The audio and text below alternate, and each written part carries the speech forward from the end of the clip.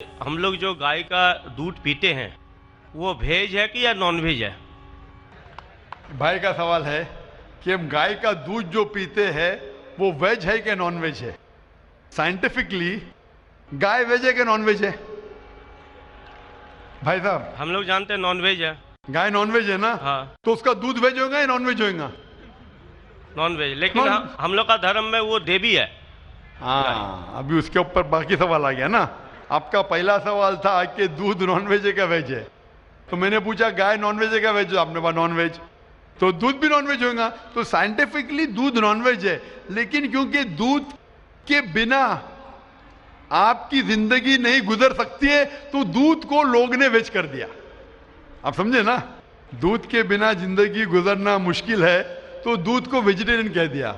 तो मेरे तकरीर में जो मुनाजरा हुआ था मेरा एक जैन के साथ कि गोश्त खाना इंसान के लिए हराम है कि हलाल है। हम भी जैन है। मालूम है आपका नाम जैन है। तो एक मुनाजरा हुआ था with the president of the Indian vegetarian congress, mister Rashmi bhai Zaveri, वो प्रेसिडेंट थे। तो एक मुनाजरा हुआ कि गोश्त खाना इंसानों के लिए हराम है कि हलाल है। और मुनाजरे में मैंने साबित किया कि गोश्त खाना इंसान के लिए हराम नहीं, अच्छा है, साबित किया। और उसमें यह भी कहा कि दूध नॉनवेज है, लेकिन सारे वेजिटेरियन दूध पीते, क्यों? आप समझ रहे ना? तो दूध साइंटिफिकली इज नॉन वेजिटेरियन। आपने कहा क्या है, हमारी देवी है। आप अगर पढ़ेंगे, जैसा मैंने कहा कि न तस्य प्रतिमास्ति, उस ईश्वर की कोई प्रतिमा नहीं, कोई अक्स नहीं। आप समझे ना? कोई अक्स नहीं, कोई पिक्चर नहीं, कोई पेंटिंग नहीं, कोई फोटोग्राफ नहीं। तो ये वेद के मुताबिक ये गलत हो जाता है। आप समझे ना? लेकिन फिर भी मैं जानता हूं कि कई किताबों में, क्योंकि हिंदू किताबें दो किस्म की है, श्रुति और स्मृति। श्रुति वो किताब जो भगवान की तरफ से आए, वेद और उपनिषद। स्मृति वो किताब जो इंसानों ने लिखी है। तो एक श्रुति होती जो ईश्वर की तरफ से है, और एक होती है स्मृति जो इंसानों ने लिखी है। तो मैं जानता हूं कि कई हिंदू मजहबी किताबों में, खुसूसन स्मृति में, ऐसी चीजें लिखी है जो श्रुति के खिलाफ है। ये आप देखेंगे, गाय आपकी देवी है, वो आप वेद में नहीं पाएंगे, आप नीचे वाली किताब में पाएंगे। तो जब भी कोई ऊंची या नीचे किताब में टकराव हो तो हमें मानना चाहिए ऊंची किताब। कुरान इस्लाम की सबसे ऊंची किताब है। कुरान से कोई भी किताब टकराई तो हमें कुरान में मानना चाहिए, उस किताब में नहीं। आप समझे ना? तो इसी तरीके से अगर आप वेद में पढ़ेंगे, वेद में लिखा है कि खुदा का कोई अक्स नहीं, तो अगर वो मानेंगे तो हमें मानना पड़ेगा कि खुदा का कोई रूप नहीं।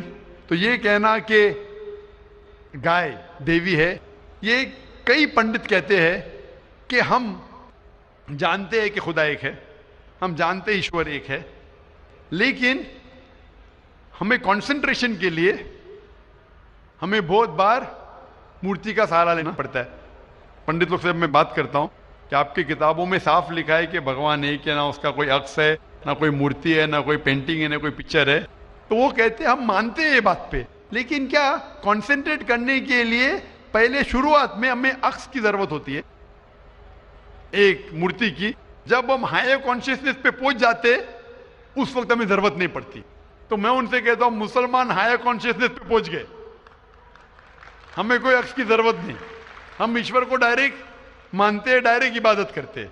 तो इसी तरीके से कभी भी टकराव होता है मजहबी किताबों के अंदर तो ऊंची किताब को मानना चाहिए नीची किताब के बनिस्बत।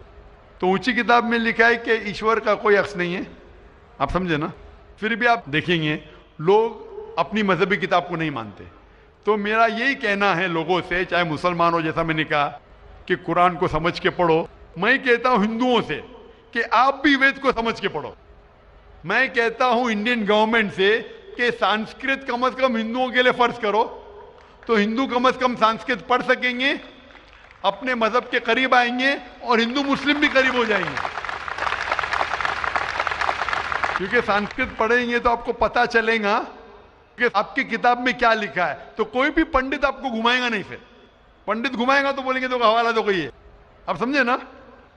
बहुत से हिंदू मेरे जो सुनते मुझे अपने पंडित से पूछते, कहे गए मुसलमान है जो ऐसा करता है, तो बोलते अरे अरे वो मुसलमान को सुनो मत, अरे क्यों नहीं सुनो भाई, मैं अगर हवाला गलत दे रहा हूं तो आप आके पूछ सकते मुझे कि आपने जो हवाला दिया वेद का गलत है।